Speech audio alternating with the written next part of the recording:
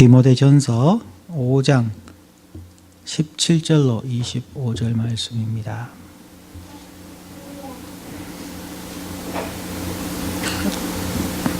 우리 한 절씩 교독합니다. 디모데전서 5장 17절로 25절 말씀.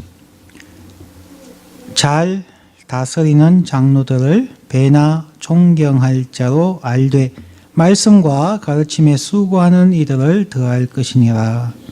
성경에 일렀으되 곡식을 밟아 떠는 소의 입에 망을 씌우지 말라 하였고 또 일꾼이 그 삭슬 받는 것이 마땅하다 하였느니라. 장로에 대한 송사는 두세 정인이 없으면 받지 말 것이요 범죄한 자들을 모든 사람 앞에 꾸짖어 나머지 사람으로 두려워하게 하라.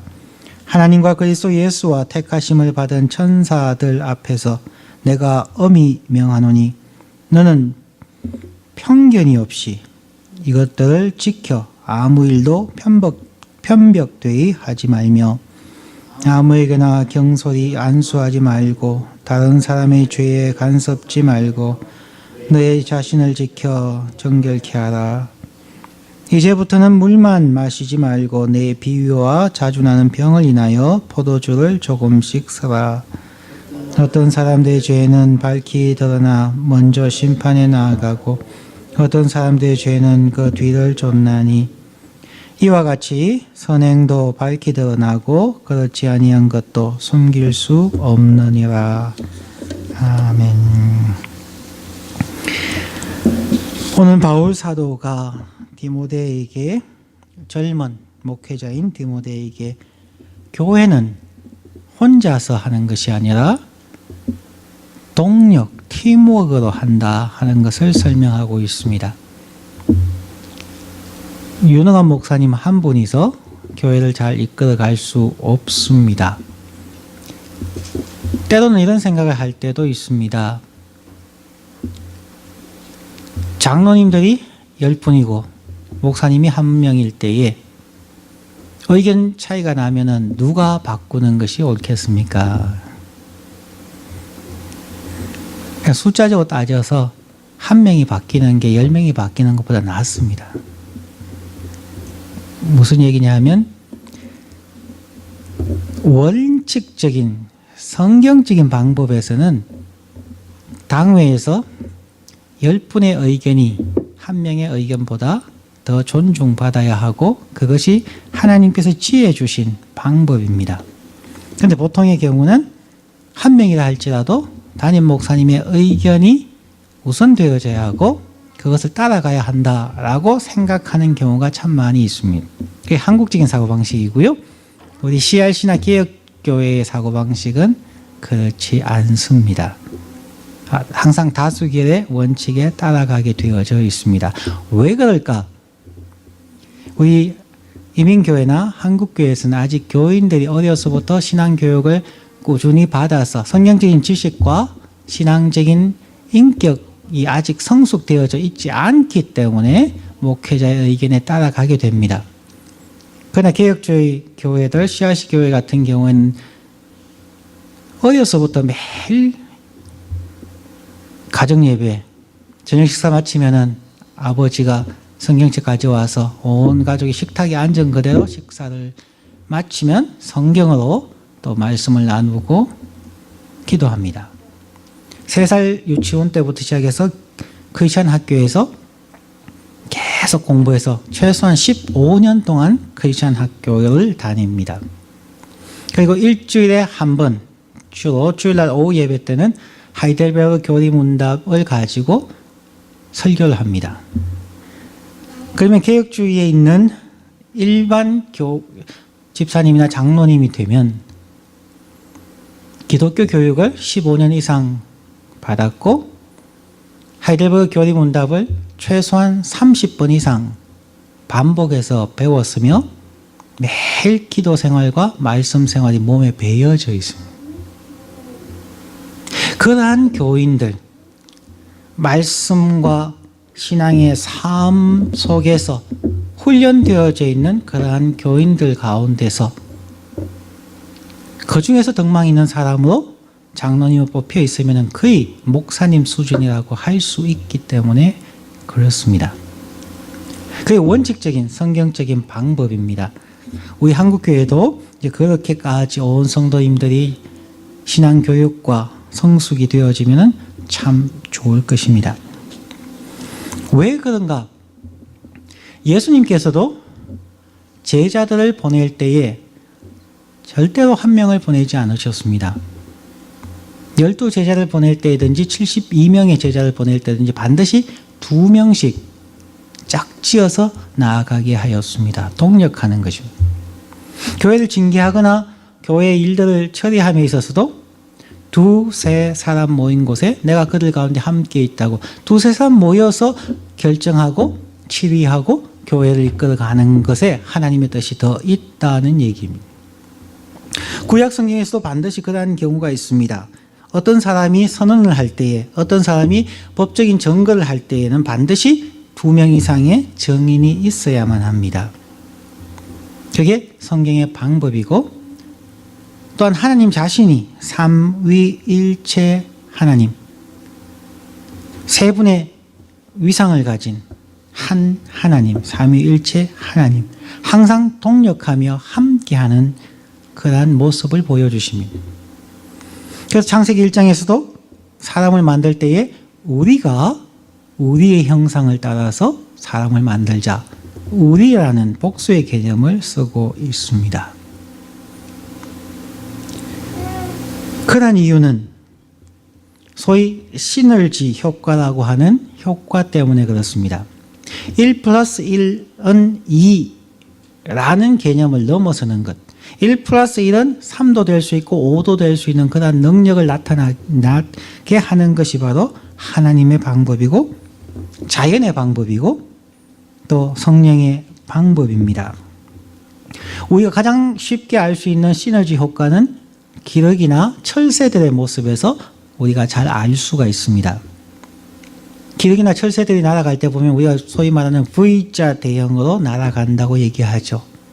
한 마리가 앞에 서면은 양 날개처럼 V자를 그리면서 날아갑니다. 그렇게 날아가면은 각자 날아가는 것보다 70% 이상 빨리 쉽게 날아갈 수 있다고 얘기합니다. 그런데 한 사람이 계속 앞에 나가는 것은 아닙니다. 한 마리가 날아가다가 피곤하면 그는 뒤로 가고 뒤에 있는 사람이 또 앞에 나가서 이끌고 그렇게 돌아가면서 앞에 사람이 바람을 맞으면서 나아가고 뒤에 있는 사람들, 특히 제일 뒤쪽에 있는 철새들은 굉장히 큰 소리로 격려합니다. 꽉꽉 끓으면서 격려하면서 나아갑니다. 하나님이 만드신 대부분의 자연 동물들 보면 혼자 있는 동물은 별로 없습니다. 군집 생활을 하고 항상 서로 도와가면서 하는 것입니다. 마찬가지로 교회도 그러한 형태를 띄어야 한다는 것입니다. 목회자와 장로님들과 권사님들, 집사님들, 교인들이 각자 자기의 맡은 부분에서 최선을 다하며 서로를 도와주고 서로를 세워감으로 동력할 때에 가장 강력한 교회가 되고 하나님이 기뻐하시는 교회가 될 것입니다.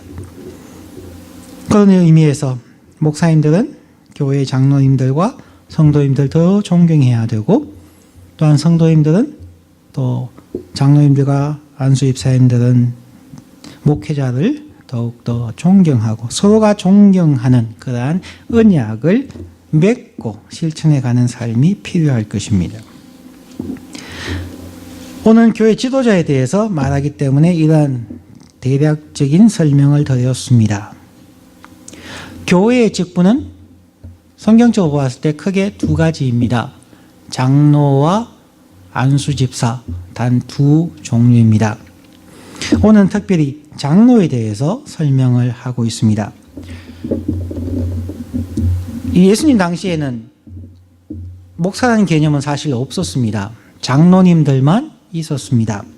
그래서 베드로 사도조차도 나도 장로로서 너희들에게 권한다라고 얘기를 합니다. 자, 성경에 나타나는 2 종류의 장로가 바로 오늘 본문인 디모데전서 5장 17절에 나옵니다. 자, 장로님의 2 종류. 잘 다스리는 장로들을 배나 존경할 자로 알되 말씀과 가르침에 수고하는 이들을 더할 것이니라. 장로님들 가운데 교회의 일들을 지도하는, 여기에서 다스리는 장로라고 얘기하지만 그냥 우리처럼 이게 군주라는 개념이 아니라 잘 이끌어가는, 치리하는, 행정하는 장로님들을 얘기합니다. 그런 교회를 잘 섬기고 이끌어가는, 그런 목회하는 장로님들은 두 배로 존경할 자로 알아야 한다. 그러니까 다스리는 장로가 첫 번째이고요. 두 번째는 말씀과 가르침에 수고하는 장로님들을 더욱 존경할지니라고 이야기합니다. 여기에서 하나님의 말씀을 가르치는 장로님을 목사님이라 그렇게 이야기합니다. 그래서 다 장로님들인데 한쪽은 교회를 잘 행정적으로 다스리는 분, 한쪽은 하나님의 말씀을 잘 다스리는 분, 이렇게 나누어져 있는 것입니다. 이런 개념을 가지고 교회를 일을 하여야 하는데 그러면 왜 그렇게 되지 않는가? 왜 이민교회와 한인교회들은 장로님들과 목사님들 사이에 그런 알력들이 생기는가? 가장 큰 이유는 신앙적인 성숙이 없기 때문에 그렇습니다. 바울 사도가 누누이 얘기하는 것처럼 나보다 남을 낮게 여기고 누구를 대하든지 그리스도 주를 대하는 것처럼 하십시오 하는 그러한 성숙과 존경의 마음이 있으면은 서로 세워주면 세워줄수록 그 사람의 인격과 영향력이 더 높아지는 교회가 될 수 있다면 성경이 원하는 이러한 모습이 된다는 것이죠. 그런데 성경 읽기를 게을리하고 성경 공부하는 것을 게을리하고 섬기고 봉사하는 그러한 성숙된 신앙의 인격이 없이 그냥 하나의 직분으로서, 하나의 명예로서 교회의 직분을 탐하게 될 때부터 교회는 어려워지기 시작합니다. 직분자를 선출할 때 그냥 사회적으로 신분이 높기 때문에, 아니면 돈이 많아서 헌금을 많이 하기 때문에, 아니면 내가 잘 아는 안면이 있는 사람이기 때문에, 뭐 다양한 이유를 가지고서 교회의 장로님들을 선출하는 것은 잠시 후 뒤에 나옵니다마는 죄라고 얘기합니다. 직분자를 잘못 세우는 것은 하나님과 교회 앞에 죄를 짓는 것이다 라고 오늘 본문은 말하고 있습니다. 그래서 정말 존경받는 그러한 분들이 세워지는 장로회, 거기에는 다스리는 장로와 가르치는 장로, 서로가 존경하고 사랑하는 그런 분위기라면 그 교회는 너무나 아름다운 교회, 정말 시너지 효과가 나타나서 잘 다스려질 뿐만 아니라 말씀을 잘 먹여주는 그러한 교회가 될 것입니다. 그런데 이것을 가지고 서로 상대방을 향해서 당신이 먼저 성숙하십시오, 당신이 잘해야지요 라고 손가락질 하게 된다면 그 집안이나 그 교회는 콩가루 집안이죠. 상대방이 변하라고 얘기하는 것은 절대 성경적이지 않습니다. 어떤 분이 저보고 그런 하소연을 하더라고요. 어떤 사람이 자꾸 이렇게 싫은 소리 하고 그냥 뭐 안 좋은 소리를 자꾸 하는데 이걸 어떻게 해야 됩니까? 제가 가서 그냥 싸워야 됩니까? 어떻게 해야 됩니까? 제가 그렇게 대답을 했습니다. 그 사람은 자기 입 가지고 자기가 말하는데 왜 집사님이 참견이세요? 그 사람 입을 집사님이 바꿀 수 없습니다. 싸운다고 해서 그 사람이 바뀔까요? 그렇게 바뀔 것 같으면 부부싸움도 안 하지요. 부모와 자녀 사이에서도 문제가 없겠죠. 잘 안 바뀐다는 거죠. 자기는 안 바뀌면서 남을 바꾸라고 하니까 그게 말이 안 되는 것이죠. 그것은 지옥의 방법이고 사탄의 방법이고 세상의 방법입니다. 남이 바뀌라고 하는 것입니다. 그것이 아니라 우리 그리스도인들은 항상 자기를 돌아보아서 자기에게 회개할 것이 있는가를 살펴보고 자신을 날마다 쳐서 십자가에 복종케 하는 십자가의 삶을 살아야 비로소 내가 바뀌어지고, 내가 바뀌어졌을 때 다른 사람이 우리의 변화된 모습을 보며 야, 저 사람의 마음속에 있는 신이 도대체 누구기에, 저 사람 마음속에 있는 신이라면 나도 한번 믿어보고 싶다. 내가 저 사람의 과거를 아는데 정말 저런 사람이 아니었는데 저 사람이 교회 다니더니 정말 바뀌는 것 같아. 도대체 무엇일까? 도대체 저들이 믿는 하나님은 도대체 누구일까? 그런 호기심이 생기게 하고, 그래서 연구하게 되고, 그렇게 찾아와야 진정한 전도가 이루어지고 교회가 아름다워지는 것이죠. 그럼 목회자는 목회자로서, 장로님은 장로님으로서, 교회 성도님들은 성도님들로서 항상 자신을 돌아보고 자신을 바꾸셔야 합니다. 그렇게 되면은 서로 존경할 수 있게 되고 아름다운 동력, 시너지 효과가 나타납니다. 18절 말씀에 보면 성경에 일렀을 때 곡식을 밟아 떠는 소의 입에 망을 씌우지 말라 하였고 또 일꾼이 그 삭슬 받는 것이 마땅하다 하였느니라.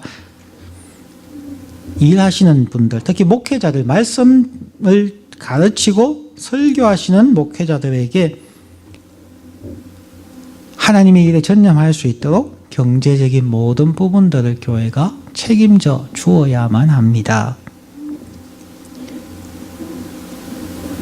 어떻게 사람들이 잘못 생각해서 바울 사도는 천막을 치면서 자비량 선교사를 하였는데 오늘날 왜 선교사님들은, 오늘날 왜 목사님들은 자비량 선교하지 않습니까? 그분 성경을 잘 모르고 하시는 소리입니다. 바울 사도는 자비량 선교를 한 적이 없습니다. 그가 텐트, 시장에 가서 텐트 타는 것을 했다는 성경 구절이 한 번 나옵니다. 왜 나오는지를 사람들이 이해를 못한다는 거죠. 바울 사도가 시장통에 가서 거기에 앉아 있어야 사람들을 만날 수 있기 때문에, 교인을 신방해서 그곳에 같이 있으면서 그 시장에 오는 사람들에게 전도하기 위해서 바울 사도가 그곳에 있었습니다. 그러면서 자기가 장막 기능을 했다고 얘기를 합니다. 한 번밖에 안 나옵니다. 항상 하였는가? 그런 적 없습니다. 한 번 거기에 가서 한 어떤 기간 동안에 거기에 있으면서 전도하면서 장막 기능 곳에 있었다는 얘기입니다. 바울 사도는 많은 성경 부분에서 나옵니다. 너희가 안식 후 첫날 모일 때마다 헌금하여서 내가 갔을 때에 갑자기 헌금하지 않도록 해라. 그는 항상 나를 도와주었던 이 많은 사람들이라고 그는 성경에서 고백하고 있습니다. 우리는 목회자가 하나님의 말씀을 가르치고 설교하는 데 전념할 수 있도록 교회는 목회자를 충분히 스포트를 해 주어야만 합니다. 그게 구약의 개념, 레위인들, 제사장들의 개념이고 또한 사도들의 개념입니다.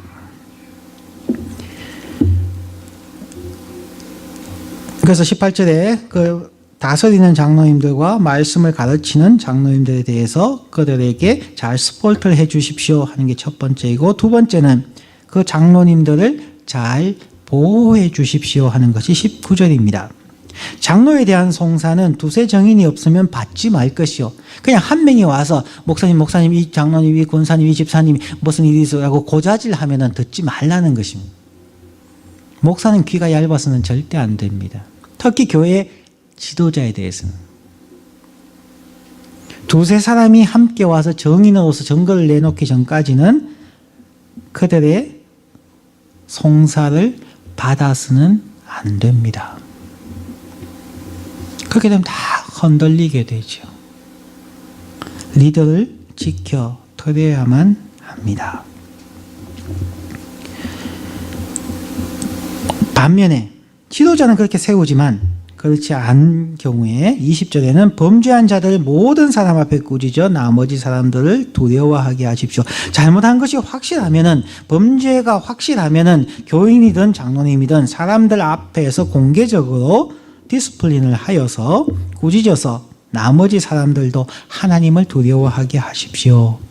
그러나 오늘날 미국 교회뿐만 아니라 전 세계 교회, 한국 교회가 어지러워지는 이유 중에 하나가 교회의 징계가 없어졌다는 것입니다.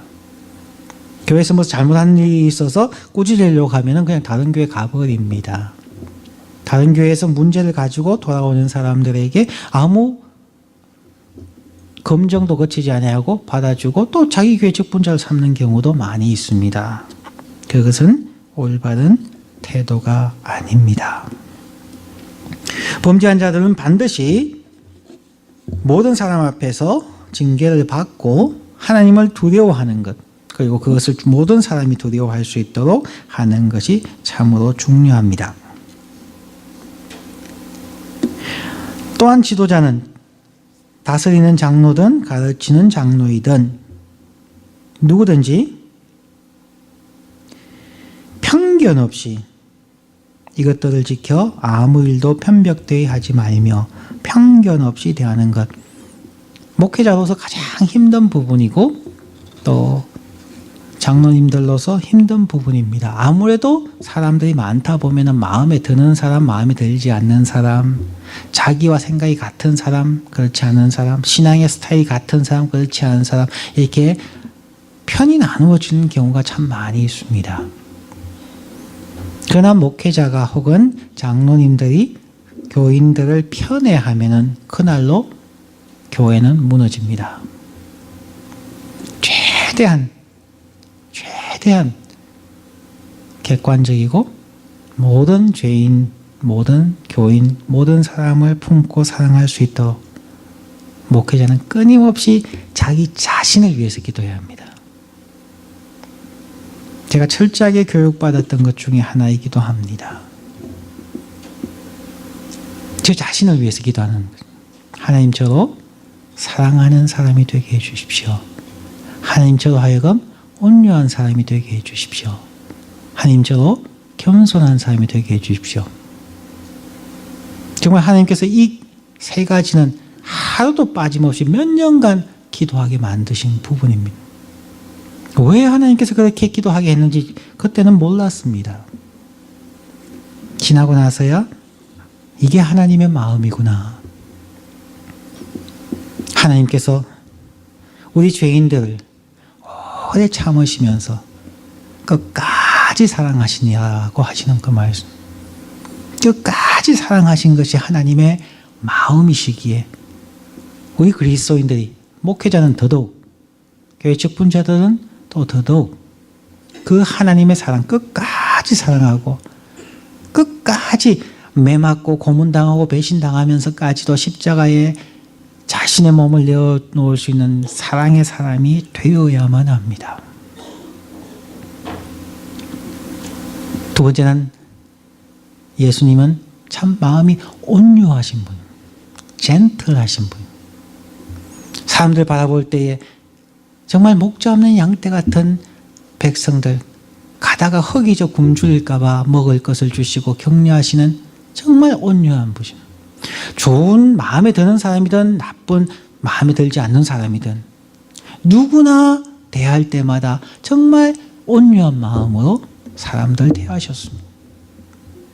세 번째로 겸손한 사람이죠. 예수님이 겸손한 분이죠. 참으로 모든 능력, 모든 영광을 가졌지만 그것을 다 비우시고 겸손히 우리와 같이 되신 분이 예수님이십니다. 우리는 이 기도 제목을 가지고 구체적으로 예수님을 닮기 위하여 사랑하는 사람, 온유한 사람, 겸손한 사람, 그 외에도 많은 예수의 덕목을 가지고 우리는 우리 자신을 위해서 먼저 기도해야 합니다. 내가 바뀌어야 하기 때문에 그렇습니다.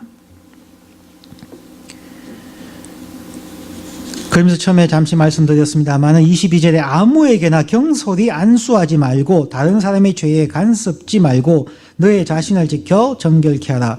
아무에게나 경솔히 직분자 세우지 말라고 얘기합니다. 다른 사람의 죄에 간섭지 말고 하는 이 말은 무슨 말이냐면은 아무에게나 경솔하게 안수해서 직분을 세움으로 그 사람이 교회에 해를 끼치고 교회에 문제를 일으키면 그 사람의 죄도 있지만 그를 안수한 목회자도 그 죄에 동참한 자가 된다, 그 말입니다.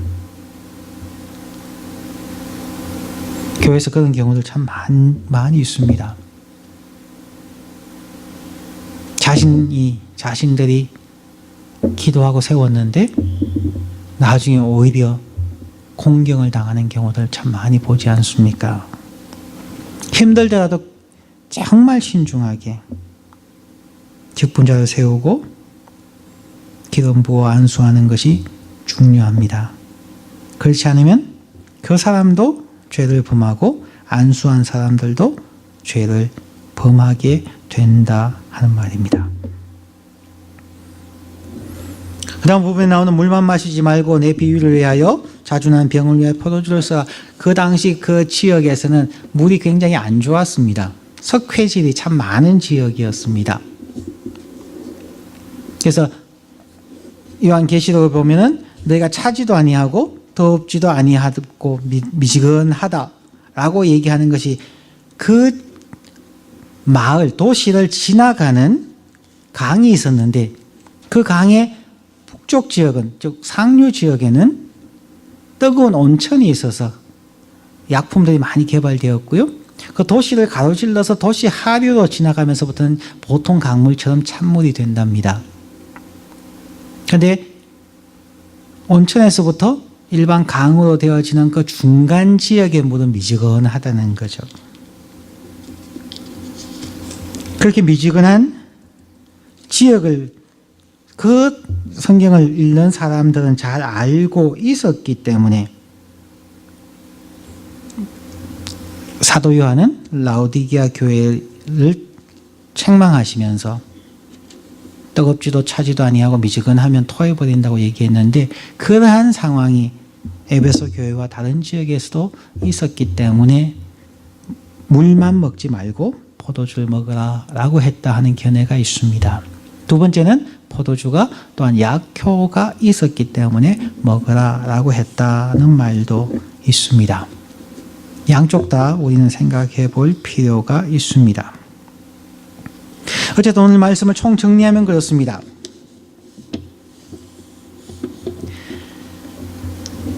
교회에 다스리는 장로와 가르치는 장로가 있는데 특별히 잘 다스리고 말씀을 잘 가르치는 수고를 하는 사람들을 배로 존경하십시오. 그리고 교회는 지도자를 보호하며 함부로 세우지 아니하며 또 모든 일에 편견 없이 사람들을 대하십시오. 왜 그렇게 해야 됩니까? 마지막 결론으로 24절, 25절 읽습니다. 어떤 사람들의 죄는 밝히 드러나 먼저 심판에 나아가고 어떤 사람의 죄는 그 뒤를 좇나니 이와 같이 선행도 밝히 드러나고 그렇지 아니한 것도 숨길 수 없느니라. 하나님 앞에서 모든 사람들의 생각과 그 마음에 어떤 사람을 좋아하고 싫어하고 하는 이런 편견과 하나님의 직분에 합당치 않게 살아가는 그들의 삶의 모습이나 그들의 선한 행위나 이 모든 것은 하나님의 심판대 앞에 다 밝히 드러난다는 거죠. 우리가 사람의 눈은 속일 수 있지만 우리는 우리 자신을 안 그런 척 표정 관리도 하고 숨길 수 있지만 영이신 하나님은 그 누구도 속일 수 없기 때문입니다. 그래서 한 번씩 성경 공부하거나 상담하거나 할 때 그런 얘기를 합니다. 집사님이나 저나 대학생이나 저나 부목사님이시든지 교육자나 저나 저를 보고 교회를 돕는다는 마음으로 목회하거나 교회 다니지 마십시오. 담임 목사를 위해서 교회를 위해서 내가 이렇게 섬깁니다 라고 하지 마십시오. 모든 사람은 살아계신 하나님 앞에 서 있습니다.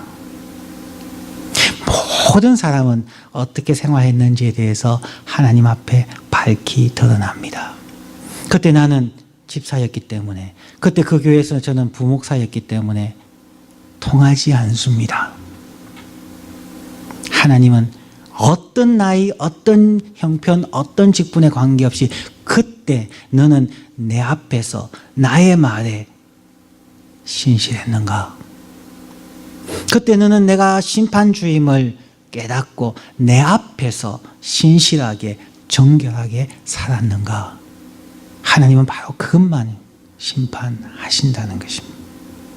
그렇기 때문에 교회를 보고 사람을 보고 목회하거나 신앙생활 하지 마셔야 합니다.